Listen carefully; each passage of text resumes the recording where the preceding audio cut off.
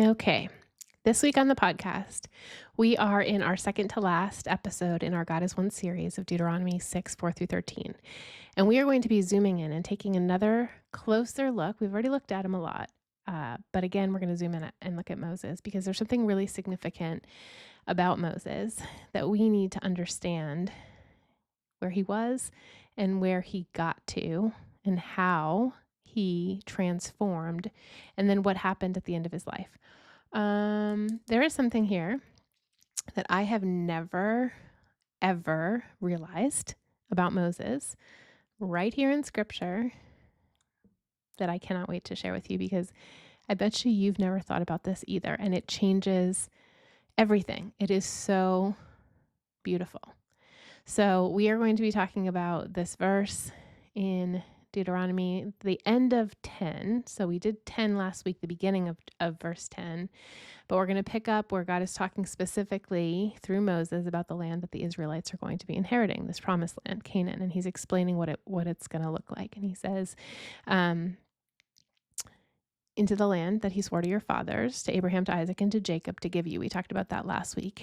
And now he gets more specific with great and good cities that you did not build, and houses full of all good things that you did not fill, and cisterns, wells, that you did not dig, and vineyards and olive trees that you did not plant.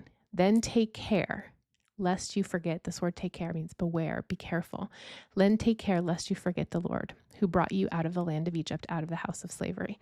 So that's the end of 10 all the way through 12. And we're going to be talking about all of this. What did this land represent to the people? What were they coming out of and what were they coming into? Where was Moses when he was saying these words to them? Had he even seen these great and good cities?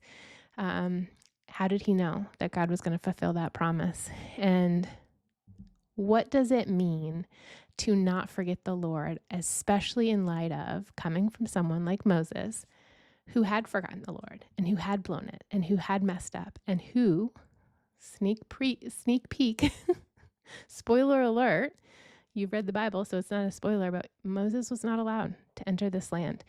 And that's significant. I want to talk about that specifically. We're also going to touch on this land and what it meant back then and why the Israelites were being given this land. Was that fair of God? How come they were getting land that it was inhabited by other people? And how does that relate, if at all, to what's going on today in Israel? So I'm really excited and I hope you listen. This is the episode coming out on Monday. It'll be number 63. We'll see you in the episode.